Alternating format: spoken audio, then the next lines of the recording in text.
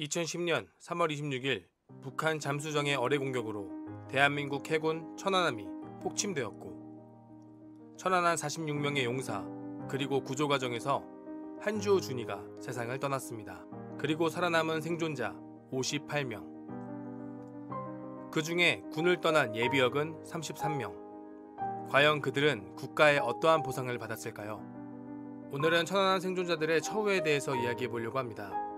2010년 3월 26일 천안함 폭침 이후 살아남은 생존자 58명 중 지금까지 총 33명이 군을 떠났습니다. 과연 그들에 대한 우리 대한민국의 대우는 어떠했을까요? 생존자들은 외상 후 스트레스 장애 PTSD를 겪으면서도 군 사회 어디에서도 진정한 위로와 도움을 받지 못했습니다. 일명 보수 세력이라고 하는 곳에서 이용만 당했고 진보 세력에겐 외면 혹은 북한의 소행이 아닌 것이라고 거짓 선동, 거기에 폐잔병이라는 프레임을 씌워 생존자들을 구석으로 몰았습니다. PTSD, 외상 후 스트레스 장애. 이 장애는 심각한 사건을 경험한 후 그 사건에 대한 공포감을 느끼고 사건 후에도 지속적으로 그 상황을 떠올리며 그로부터 벗어나기 위해 에너지를 소모하는 질환입니다.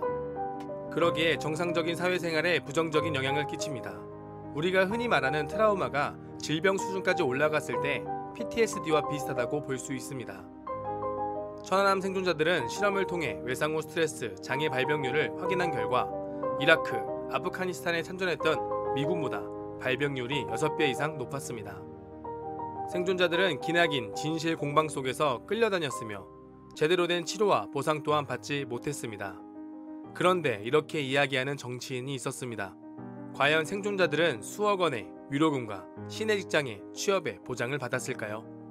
다른 곳에서 임무 수행 중에 사망한 장병들에 비해 대단한 특혜를 받았을까요? 과연 생존자들은 국가로부터 얼마의 위로금을 받았을까요? 그 금액은 바로 0원. 네, 정말입니다. 국가로부터 받은 금액은 0원입니다. 생존자들이 받은 위로금은 천안함 유가족과 생존자들이 만든 천안함 재단에서 시민들의 모금 활동으로 모인 돈 중에 각자 500만원씩 위로금을 받았습니다. 그 외에 취업 알선이나 위로금은 전혀 없었습니다. 치료비 지원 또한 0원. 모두 다 개인 부담. 심지어 쉬는 총화사는 당시 가장 큰 부상으로 허리가 부러졌는데 수술을 하지 않고 진통제만 처방. 결국 본인의 치료를 위해서는 전역을 해야 군 병원을 탈출할 수 있었고 치료를 위해 전역 후 병원에서 수술 시기를 놓쳐 지금 제대로 걷지도 못하고 노동력을 상실, 어머니가 병수발을 해야 하기 때문에 가정에 경제적인 영향은 더 크게 미치게 되었습니다. 쉬는 총화사가 겪고 있는 CRPS, 복합 부위 통증 증후군. CRPS는 외상이나 수술 등의 원인으로 손상을 입은 후 발생하는 극심한 통증으로 정확한 원인이 알려진 바 없으며 갑자기 평상시에 통증이 밀려와 극심한 고통에 이르게 하는 질병입니다. 쉬는 총화사의 부모님은 아들의 통증을 조금이라도 덜하기 위해 백방으로 병원을 알아보았지만 병원비만 수천만 원을 썼고 나아지는 것은 없었습니다. 이러한 쉬는 총화사가 받은 치료비 지원금은 0원.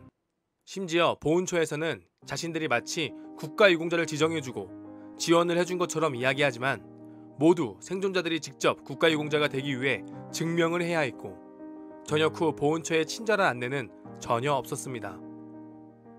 본인이 국가유공자인 것을 본인이 증명해야 했습니다. 어떠한 보상금과 지원금 제도에 대해서 안내는 없었습니다. 생존자들은 빠르면 1년, 늦으면 10년 가까이 본인이 국가유공자인 이유를 증명해야 했고 천안함 생존자 정준영 씨는 약 9년 만에 겨우 국가유공자가 되었습니다. 취업은 과연 보훈처에서 연기를 주었을까요? 전혀 그렇지 않습니다. 그러나 보훈처에서는 마치 된 것처럼 지원해준 것처럼 이야기하지만 실질적으로 취업 연계는 아직까지 성사되지 않았습니다. 생존자 대부분 PTSD로 지금도 고통받고 있는 가운데 국가유공자는 단 11명. 그마저 PTSD 국가유공자는 유공자 등급 7등급 가장 낮은 단계로 매월 지급되는 보훈급여금이 50만 원이 안 됩니다. 지금까지 치료받았던 병원 치료비와 정신과 치료비는 소급 적용이 안 됩니다. PTSD 판명이 되어 국가유공자가 된다 한들 일반적인 실비보험 가입이 어려울 수 있으며 기업에서도 채용을 꺼려하는 상황. 국가에서 생존자에게 100원도 주지 않았고 취업 알선도 전혀 없었고 치료비는 개인이 부담했었습니다.